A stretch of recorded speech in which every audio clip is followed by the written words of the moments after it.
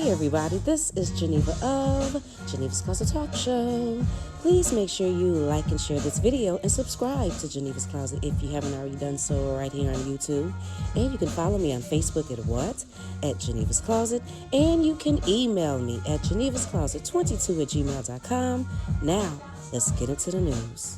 I hadn't even planned on coming on today talking about the whole Joshua Brown situation. I was going to kind of let, new information come and then wait. But shout out to my Closet Secret for sending me the information that I will be talking about later on.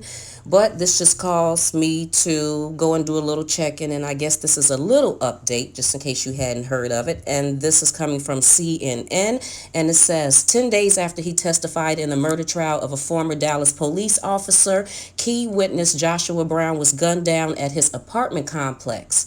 Brown lived across the hall from Botham John at Dallas Southside Flats apartment last year when Officer Amber Geiger walked in John's apartment, mistaking it for her own, and killed him. It says Brown's testimony during Geiger's murder trial was key because he was able to describe the officer's actions immediately after she killed their neighbor, a 26-year-old accountant.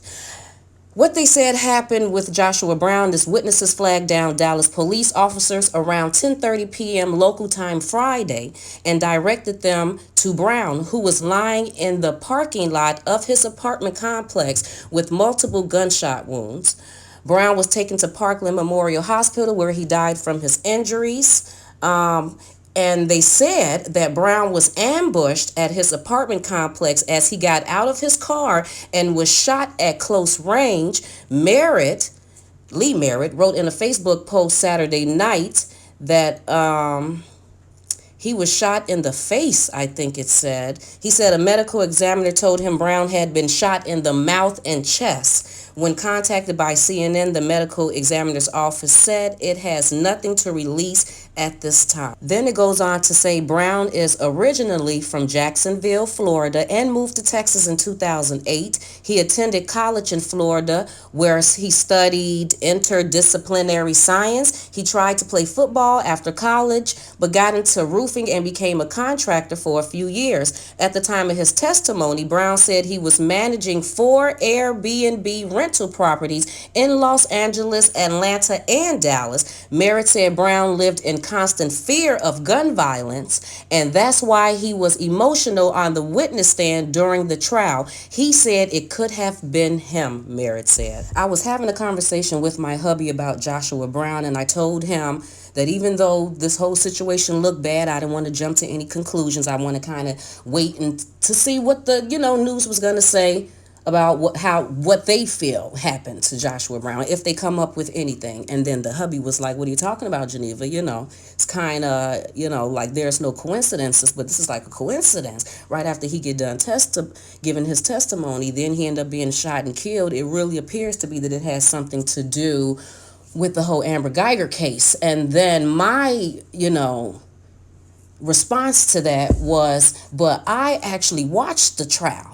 Not every single hour of it, but I definitely watched, a lot of the witnesses. And a lot of the witnesses came on there and said that they heard Amber Geiger. They heard the 2 shots. They didn't hear her give any commands. They heard her then in the hallway talking about that she thought it was her apartment. So a few people said that. And, people were saying that Joshua Brown was a key witness, and and he was, because he gave very good testimony. And I don't know if it was the whole him crying on the stand that made people feel like that his testimony was very key. But there was another guy, I don't know if people remember, it was a black guy, and he said he was a teacher. And I was trying to find his name, but couldn't find his whole name, but I think his last name was Jones. And I thought that his testimony was pretty big too, because the state used his testimony when they were questioning Amber Geiger when they had her on the stand.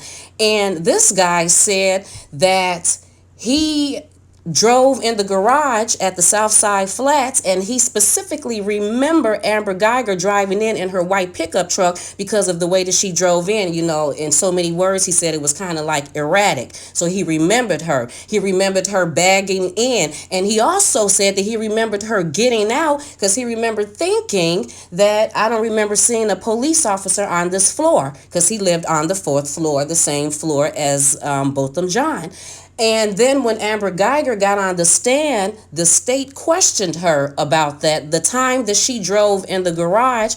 And I think that her testimony was a little bit different than Mr. Jones, because I remember the attorney saying, well, don't you remember Mr. Jones came on the stand and he said, we walked the bang. And she was like, yeah, but that wasn't the time. And, so his testimony was pretty big too, because the state used it against Amber Geiger and what she was trying to say. So I was thinking, like, I don't know. Like I said, I'm just trying to wait because it's easy to say, because it does seem like a huge coincidence that he gets shot and killed right after the whole Amber Geiger trial, right after he get done testifying, but he was not the only one to testify. So why would they single him out? I believe Mr. Jones had more to say about Amber Geiger. Not only did he say that he heard the two shots too, he said that he heard noise in the hallway, her saying something. So he heard the same thing too. Now, he was probably a few doors down where Joshua Brown was right next door, but I don't know. That's just my opinion. Was it something else? Or was it the Amber Geiger? I don't know, people, but I definitely went and got the video because I want you to check that out and hear what Mr. Jones said. Did you pay any mind to the parking of it, or were you just moving along to your apartment at that point? I was really just moving along. I just noticed it pull in and back in. That's really it. Okay, the vehicle backed in? Yes, sir. Okay. Did it back in kind of more towards the main entrance? Yes. Or the entrance by the elevator? Yes. Okay. Did you see the person who got out of that white pickup truck? Yes. Was it a male or a female? Female. Okay, and was that person dressed like a police officer? Yes. All right. Did that stand out to you? Yes, it did. Cause it just caught my eye because I hadn't seen it, so obviously it would catch my eye. Okay. So again, it's something different. Yes. That because of the difference, you made note of it. Yes. All right. Incidentally, this was September 6th. School's in session, right? Yes, it was. What time do you go to work in the morning? It's a little bit out of the ordinary to you. I noticed an officer, and I hadn't seen an officer on my floor.